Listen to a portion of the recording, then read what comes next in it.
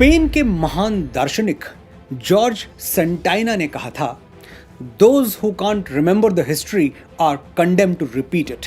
जो लोग अपना इतिहास याद नहीं रखते वो उसी इतिहास को दोहराने के लिए अभिशप्त हो जाते हैं। नमस्कार, मैं हूं मनोज मुंतशिर और आज मैं इतिहास का वो पन्ना खोलूंगा जो आपको व्यथित करेगा, विचलित करेगा और हो सकता है लज्जित भी करे। मैंने हमेशा प्रयास किया कि भारत का स्वर्णिम अतीत मेरी वाणी से होकर आप तक पहुंचे, लेकिन जो स्वर्णिम नहीं है, जहां अहंकार और अत्याचार की कालिमा है, वो भी हमारा है। हम उसे अनदेखा तो नहीं कर सकते। आज मैं आपको ले जाऊंगा 5000 वर्ष पहले द्वापर युग के हस्तिनापुर में, जहां एक द्यूत सभा, एक जुआ घर में कुरुवंश के पुत्र वधू, पांडवों की पत्नी, राजा द्रुपद की बेटी और भगवान कृष्ण की सखी देवी द्रौपदी का वस्त्र हरण हो रहा है।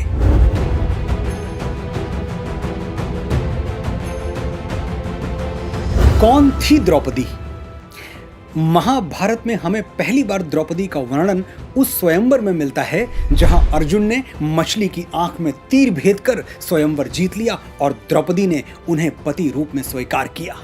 लेकिन द्रौपदी के जन्म की कथा बहुत अद्भुत है। गुरु द्रोणाचार्य के एक घनिष्ठ मित्र हुआ करते थे, पंचाल के राजा द्रुपद। समय का फेर देखिए, मित्रता ने एक ऐसा मोड़ लिया कि द्रोणाचार्य के हाथों द्रुपद को घोर अपमान सहना पड़ा। अपने अपमान का प्रतिशोध लेने के लिए राजा द्रुपद ने ठान लिया कि वो ऐसी संतान को जन्म देंगे जो धरती के महानतम धनुर्धारी गुरु द्रोण का अंत कर सके। राजा द्रुपद ने पुत्र कामेष्टि यज्ञ करवाया। कई दिनों तक यज्ञ चला और जब यज्ञ अपने अंतिम चरण में पहुंचा तो एक अद्भुत घटना घटी। यज्ञ की अग्नि में पूर्णाहुति डालते ही अग्नि से एक नहीं 2 संतानें प्रकट हुईं, एक पुत्र और एक पुत्री। इतिहास ने पुत्र को धृष्टद्युम्न के नाम से याद रखा और पुत्री को द्रौपदी के नाम से। धृष्टद्युम्न वही महान योद्धा है जो महाभारत के युद्ध में पांडवों का सेनापति बना।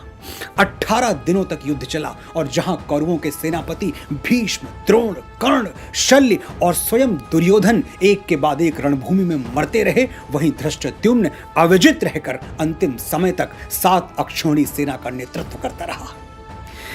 ऐसे पराक्रमी की बहन थी द्रौपदी। और पत्नी किसकी? जो गांडीव उठाए तो पाताल भेद के रखते, वो अर्जुन।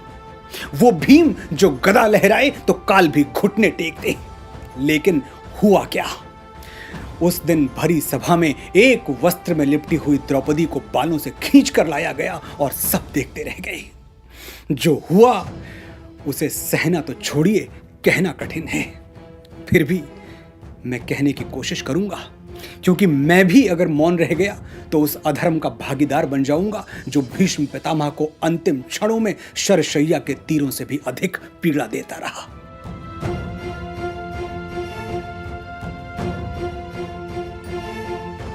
युधिष्ठिर जुए में अपना राजपाट, अपनी संपत्ति, अपने चारों भाई और अंत में खुद अपने आप को भी हार गए। खेल यहीं रुक जाता तो ठीक था, लेकिन कर्ण के मुख से वो शब्द निकल पड़े जिन्होंने हमेशा हमेशा के लिए भारतवर्ष की अस्मिता को लज्जित कर दिया। कर्ण बोला, अभी वो मृगनयनी, वो अहंकारी द्रौपदी बाकी है युधिष्ठिर, उसे दांव पर लगाओ। नीतिवान विदुर से ये घृणित विचार सहन नहीं हुआ। वो तड़प के बोले, महाराज धृतराष्ट्र, आपकी पुत्र वधू का नाम इस सभा में इतने अनादर से लिया गया, आप कुछ कहते क्यों नहीं? धृतराष्ट्र ने कुछ नहीं कहा, लेकिन उनका मौन कह गया कि पुत्र प्रेम जब सचमुच अंधा हो जाता है तो पतन की सीमाएं पाताल को भी लज्जित कर देती हैं।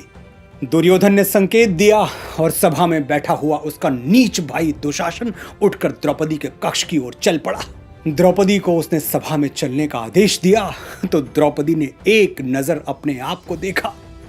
वो रजस्वला थी, मासिक धर्म से गुजर रही थी और इसीलिए सिर्फ एक वस्त्र में लिपटी हुई थी। ना कोई श्रृंगार, ना कोई आभूषण, ना पांव से सर तक उनका बदन ढकने वाले वस्त्र। उन्होंने हाथ जोड़कर अपने देवर से कहा, मुझे इस दशा में वहां मत ले चलो दुशासन, मैं कुरुवंश की मर्यादा हूं। दुशासन ने निष्ठुर आंखों से विवश द्रौपदी को देखा और लपक कर उनके बाल पकड़ लिए घसीटता हुआ चल पड़ा वो राजसभा की ओर। द्रौपदी पीड़ा से कराह उठी, हाथ जोड़कर गिड़गिड़ाई, जो मुझे पहचानते हैं वो तो पहचान जाएंगे, जो नहीं पहचानते हैं उन्हें क्या कहोगे दुशासन कि मैं महाराज पांडु की पुत्र वधू? और रास्ते में अगर ज्येष्ठ माता श्री मिल गई गांधारी, वो पूछ बैठी कि क्या घसीटते ले जा रहे हो, तो क्या कहोगे कि तुम कुरुवंश की मर्यादा को बालों से पकड़कर घसीटते हुए ले जा रहे हो? लेकिन कहां एक सती का चीत्कार और कहां सत्ता का अहंकार। दुशासन के कानों से टकराकर द्रौपदी के शब्द कांच की तरह चटक गए। ले आया वो द्रौपदी को भरी सभा में खींचकर।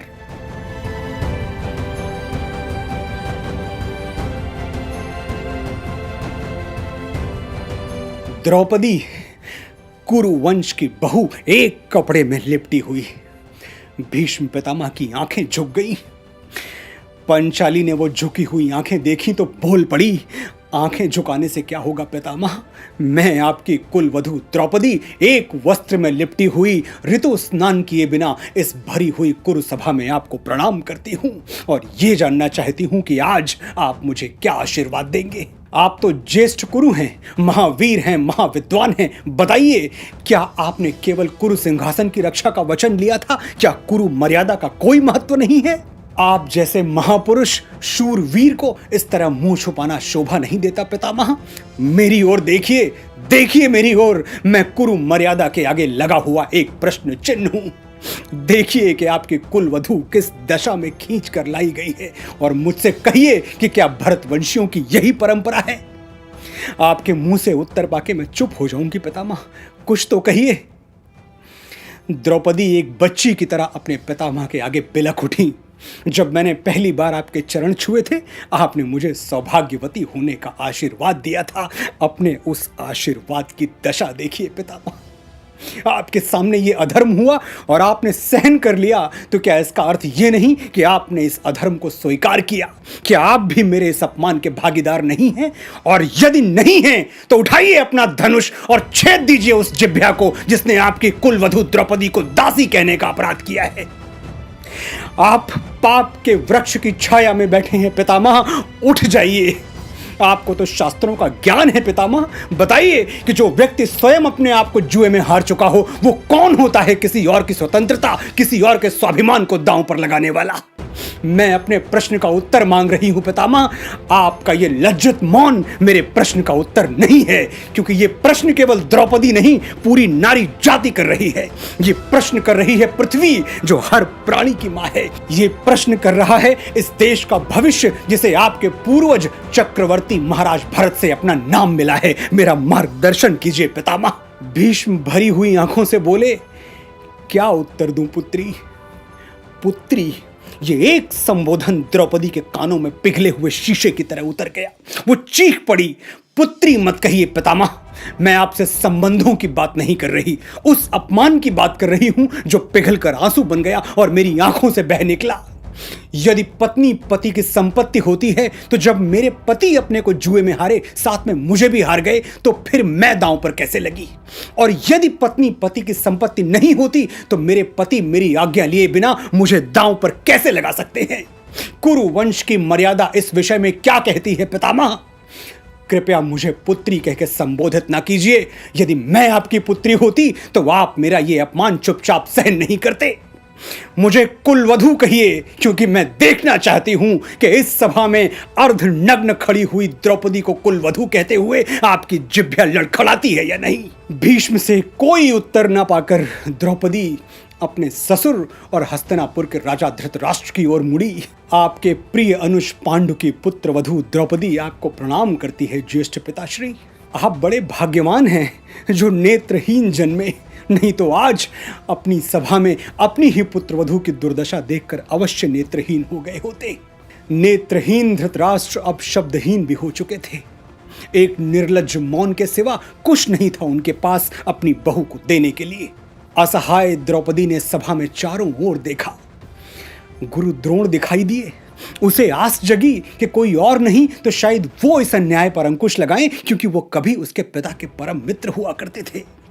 द्रौपदी ने गुरु द्रोण को याद दिलाया, आपने विदुर से यही संदेश भेजा था ना कि आपके बचपन के सखा द्रुपद की बेटी होने के नाते मैं आपकी भी बेटी हूं और पांडु की बहू होने के नाते मैं आपकी भी बहू हूं। तो आज किस संबंध से आपका चरण स्पर्श करूं, बेटी या बहू? द्रोणाचार्य ने भी अपने होठों पर मौन के ताले लगा लिए। द्रौपदी को वो क्षण निकट आता दिखाई दे रहा था जब उसके तन का अंतिम वस्त्र भी साथ छोड़ देगा। उसे आभास हुआ कि प्रार्थनाएं मरे हुए स्वाभिमान को जीवित नहीं कर सकती। विवशता में जुड़े हुए हाथ खोलकर वो एक सिंघनी की तरह दहाड़ उठी और उनसे प्रश्न किया जो उसकी मर्यादा की रक्षा करने के लिए वचनबद्ध थे। वो बोल उठी युधिष्ठिर से, तुम होते कौन हो मुझे दांव पर लगाने वाले, मुझे हारने वाले? यदि तुम्हें अपनी पत्नी को हारने का अधिकार हो भी तो मैं केवल तुम्हारी पत्नी नहीं हूं, मैं 5 पांडवों की पत्नी हूं। क्या मुझे दांव पर लगाने से पहले इन्होंने तुमसे पूछा था नकुल? सहदेव तुमसे पूछा था, तुमसे आज्ञा ली थी? क्या तुमने इन्हें आज्ञा दी थी? सर्वश्रेष्ठ धनुर्धर अर्जुन, मछली की आंख भेद कर मेरा स्वयंवर जीतने वाले शूरवीर, क्या तुम्हें मेरी रोती हुई आंखें नहीं दिखाई देती? क्या तुमने मेरा स्वयंवर इसलिए जीता था कि एक दिन मैं दांव पर लगा दी जाऊं और तुम्हारा गांडीव लकड़ी के टुकड़े की तरह धरती पर धरा रह जाए?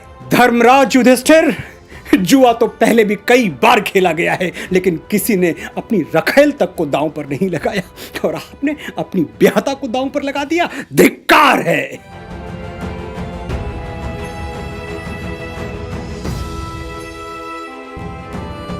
द्रौपदी के सभी मान मनुहार, सभी उलाहने, सभी प्रश्न और सभी प्रार्थनाएं व्यर्थ चली गई। दुर्योधन एक निरंकुश हाथी की तरह चिंगाड़ उठा, नंगा कर दो मेरी इस दासी को, जरा मैं भी तो देखूं जिसे मैंने जुए में जीता है वो बिना वस्त्रों के दिखती कैसी है। दुशासन तो जैसे इसी आदेश के लिए प्रतीक्षारत था। उसके हाथ द्रौपदी की चीर की ओर ऐसे बढ़े जैसे कोई नाग अपने शिकार की ओर झपटता है। भरी सभा के सामने द्रौपदी के बदन से सारी खींचने लगी। वो द्रौपदी जिसके शरीर को पवन भी नहीं छू सका, सूर्य का प्रकाश भी नहीं देख सका, आज अपने पतियों के होते हुए, पितामह और गुरुओं के होते हुए निर्वस्त्र हो रही थी। अब पंचाली किससे आस लगाती? कौन था सिवाय द्वारकाधीश के जो उसकी अस्मिता को आदर देता? चीर का एक कोना अपने दांतों तले दबा के द्रौपदी मन ही मन पुकार उठी, मेरी लाश बचाओ गिरधारी। कृष्ण ने अपनी सखी को निराश नहीं किया, उसकी चीर में अपने विराट स्वरूप के धागे जोड़ दिए। दुशासन के हाथ थक गए खींचते खींचते, लेकिन द्रौपदी क्या, द्रौपदी के नाखून का एक अंश भी निर्वस्त्र नहीं कर सका।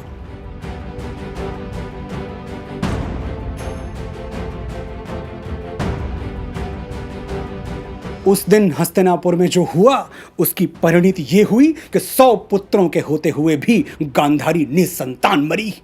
कुरुक्षेत्र में इतनी चिताएं जली कि आज 5000 वर्षों बाद भी धुएं से आसमान काला है। और कर्ण, वो धर्मनिष्ठ कर्ण जो उस दिन अधर्म का साथी और साक्षी बना रहा, अपने प्राण त्यागते हुए उसे बस एक पछतावा था, अभी भी शुभ्र उर की चेतना है, अगर है तो यही बस वेदना है। वधू जन को नहीं रक्षण दिया क्यों, समर्थन पाप का उस दिन किया क्यों? न कोई योग्य निष्कृति पा रहा हूं, लिए ये दाह मन में जा रहा हूं। कर्ण ने मन ही मन द्रौपदी से क्षमा मांगते हुए अपने प्राण त्याग दिए।